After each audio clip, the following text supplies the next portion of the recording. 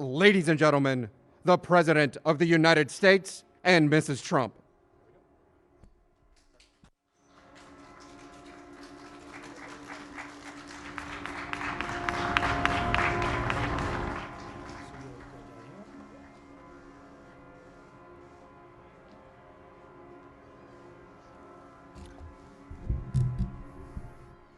Thank you very much, please.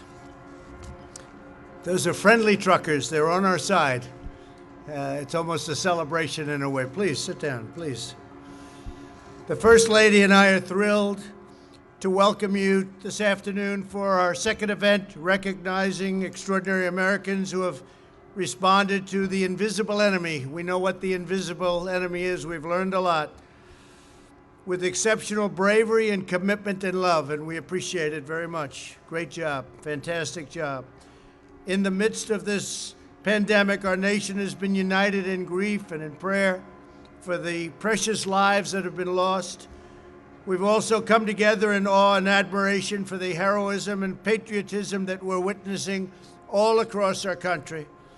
Here with us today is Amy Ford, a nurse of 17 years, from Williamson, West Virginia, great state. Where is Amy? Hi, Amy. Weeks ago, after telling her children she loved them, Amy got on a plane for the first time in her life and traveled to New York to help.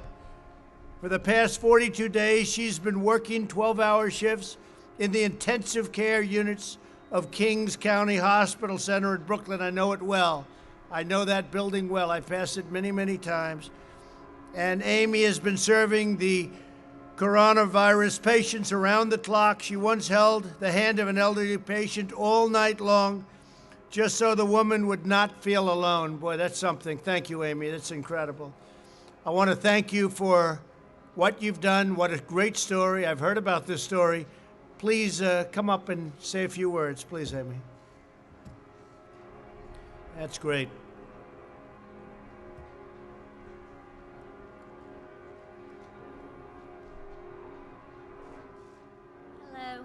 I want to thank you for having me here today.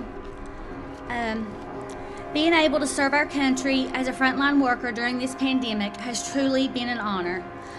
Like you said, I've been an RN for 17 years.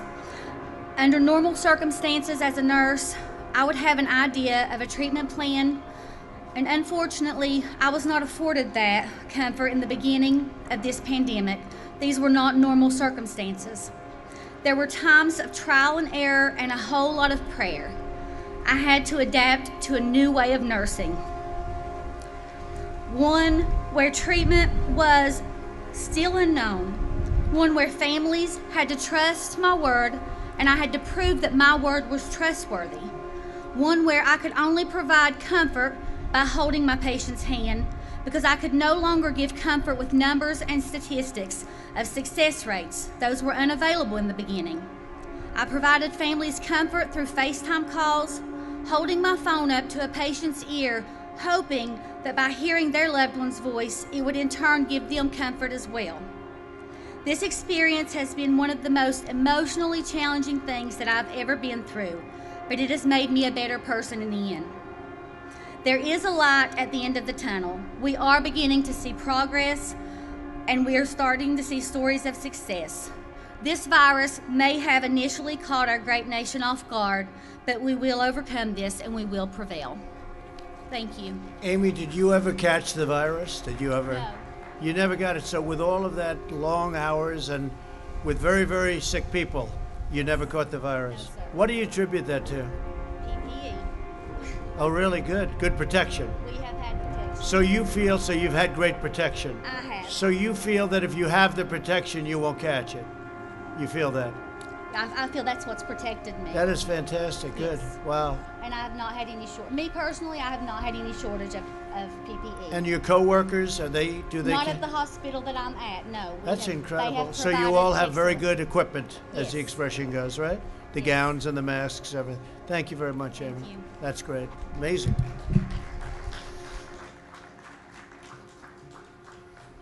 It's a great story. Also with us is Ben Ross, the co-founder of a small custom tie business called Brackish Bow Ties in Charleston, South Carolina. Great place. Ben has also, with his team, has shifted to producing protective masks for medical workers, and he's done it completely free of charge. That's fantastic. As Ben says, we've pushed the gas pedal down, and we haven't let up. So Brackish Bow Ties has donated more than 2,000 masks to 31 medical facilities in 10 states, and Ben's also been able to keep all 48 of his employees on the payroll thanks to the Paycheck Protection Program. Great, Ben. Could you come up and say a few words? I can tell it's you by the tie. I assume that's the man I'm talking about. Thanks, Ben.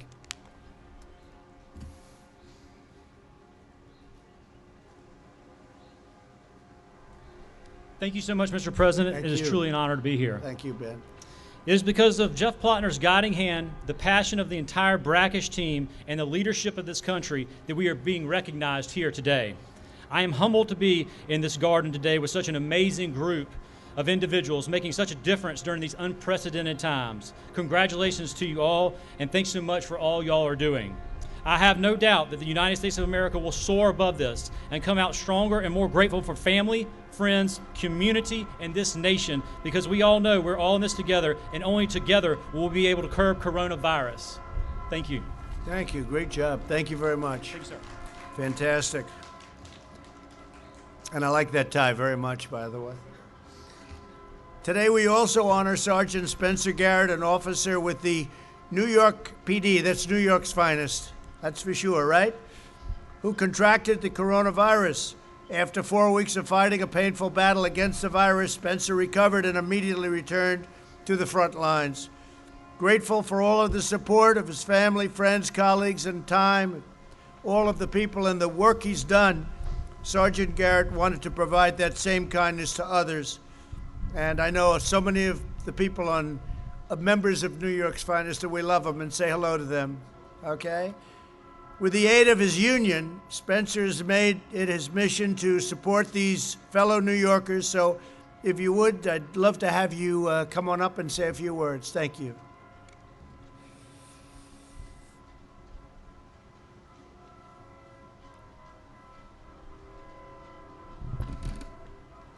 Good afternoon. First, I'd like to start by thanking President Trump and the First Lady for their unwavering support of the NYPD. Thank you. As one of your hometown cops, I thank you for your leadership during these uncertain times. On March 29th, I tested positive for COVID-19. Breaking the news to my parents, Janet and James, my brothers, Lee and Sam, and to my 8-year-old daughter, Liana, was downright scary. I saw the fear in their eyes. I looked at my daughter, and I assured her Daddy wasn't going anywhere. After a vigorous 1-month fight, I returned to duty in late April. After the experience with the virus, I felt compelled to help the residents of the housing developments that I patrol in East Harlem, New York. We are all in this fight together. Almost 6,000 uniformed and civilian members of the NYPD contracted COVID-19. Unfortunately, some of those members didn't make it home to their loved ones. Handing out N95 masks and engaging in important dialogue by educating the residents that not only do not have support and access to PPE hit close to home for me, excuse me. I'm honored to be here. I'm honored to be an NYPD sergeant, and most of all, I'm honored to be an American. God bless police officers, first responders, and all of the frontline workers around the country. Thank you. So how was that? You went through that process, and it took quite a while? It took longer than you would have thought? It took almost 4 weeks, sir. And what was it, just complications? or- Complications, I'm an asthmatic, so it was a little more difficult for me. I see. And took Okay. a little extra care, but my daughter was there for me. She helped me out a lot, and she's my hero. That's fantastic. Thank Well, you. You're my hero. Thank you, okay? sir. Thank you. Say hello to everybody. I will. Thank you. Great. We're also joined by 3 terrific Girl Scouts, Lauren, Sareva, and Layla of the Girl Scout Troop 744 from Elk Ridge, Maryland, along with their troop leader, Megan Langley. Thank you very much. That's great. That's really great. These amazing 10-year-olds have donated 100 boxes of Girl Scout cookies to local firefighters, doctors, and nurses, and have spent approximately 200 personalized cards to healthcare workers all over. And they're going to do a lot more. Their ambition is to do a lot more And I think, Layla, you're going to come up and you're going to speak. Why don't you all go up and stand, and maybe, Layla, you say a few words. That'd be great. Thank you very much. Please. That's great. Thank you.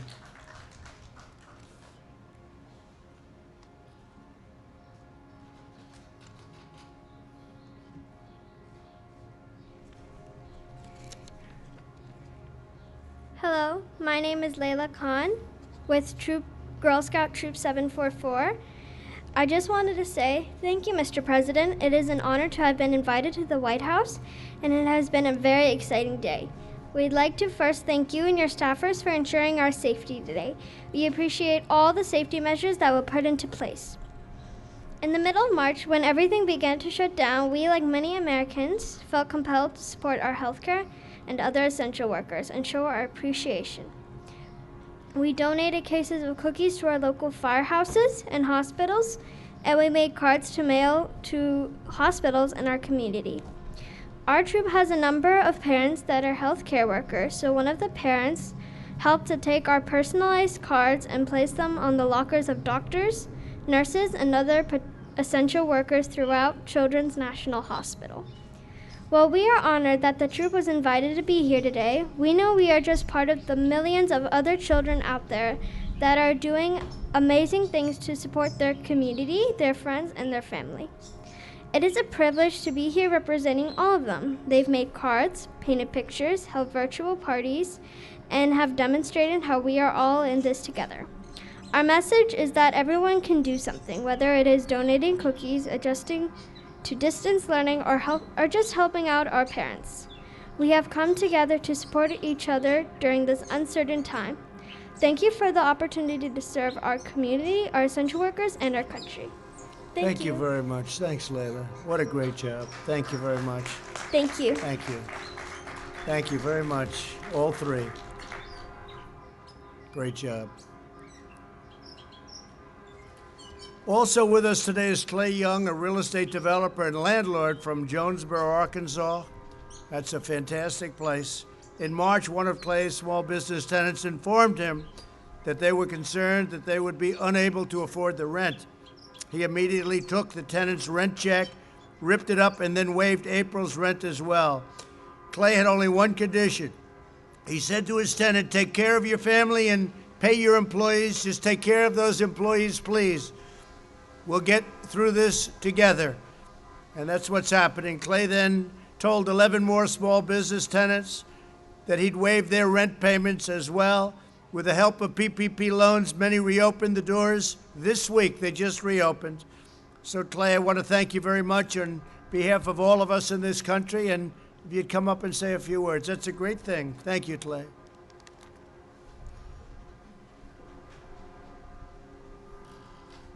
Thank you, Mr. President. Thank you so much for having my wife Pam and I here, and the First Lady. Thank you. It's truly an honor.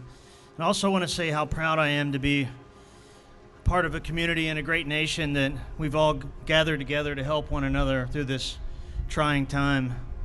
You know, the work that I've done in my hometown of Jonesboro, Arkansas, the focus of that has been on making my community better.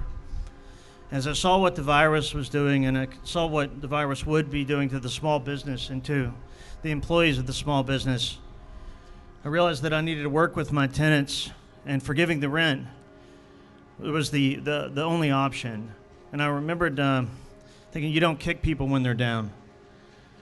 And over the last 20 years of being a small business myself and a developer and also a landlord, there's been tough times. And in those tough times, I remember those people that came and they helped me and my family. And so in that moment, I thought this is my chance to maybe just have some gratitude and some humility and pay that forward. And I will always remember those people. So then after that, I helped my tenants with the PPP loans, and I helped them help to participate in this amazing program that what has really served as an invaluable bridge for us all, which brings us to where we are this week. So as we work towards reopening the economy and maybe returning our lives to some sense of normalcy, I just want to say thank you so much again for having me here today. Well, I want to say to you also, and Being a landlord is a pretty good business, and I heard you've done really well, and it's nice what you've done, Clay. We appreciate it very much. Thank you, sir. Thank you. Say hello to the people of your state. Your state is wonderful. Yes, sir. Thank you. I like it. You know that. Thank you, Clay. So during this difficult time, our citizens are rising to the challenge, just as generations of Americans have done before us. America has never faced a trial like this. We've never had anything like this happen. But we're going to endure, and we're going to thrive, and we're going to do better than ever before. The men and women we honor today remind us that the bonds that unite us in times of hardship can also raise us to new heights as we reopen and recover and rebuild. In the months ahead, we will harness our love and all of the things that we hold so dear to our heart for our family, for our community, and for the country, and we'll make America greater and stronger than ever before, and we're going to transition into greatness. We're going to be seeing it, and you're going to be seeing it very soon. There's a pent-up demand, and there's a pent-up love, and there's so many things happening, and you're going to see the fruits of all of the work that we've all been doing, working 24 hours a day in some cases. So I'd like to thank everybody for being here, especially our great heroes, because that's what you are, heroines and heroes. It's exactly what you are. And I'd now like to ask these wonderful and courageous Americans to come forward as I present them with a letter of recognition. And I want to thank our First Lady. This was a very important event for First Lady Melania. Thank you very much. Great job you're doing. Thank you. Thank you, honey. Okay, please.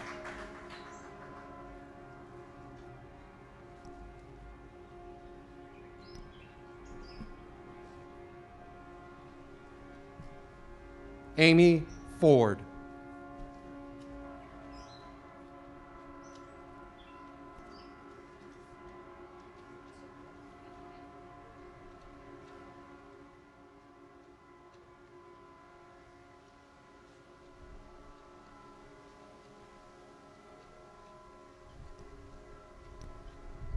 Ben Ross.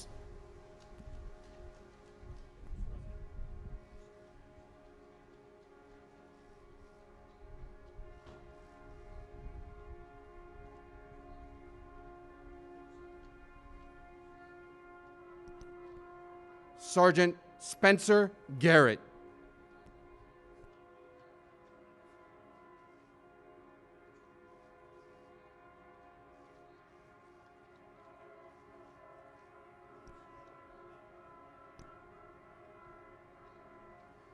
Lauren Matney.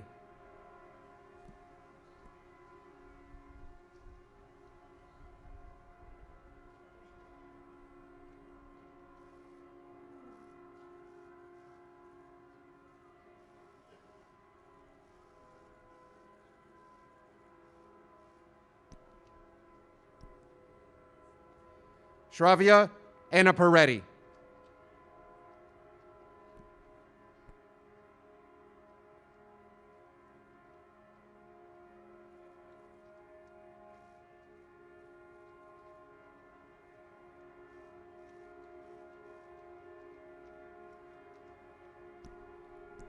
Layla Khan.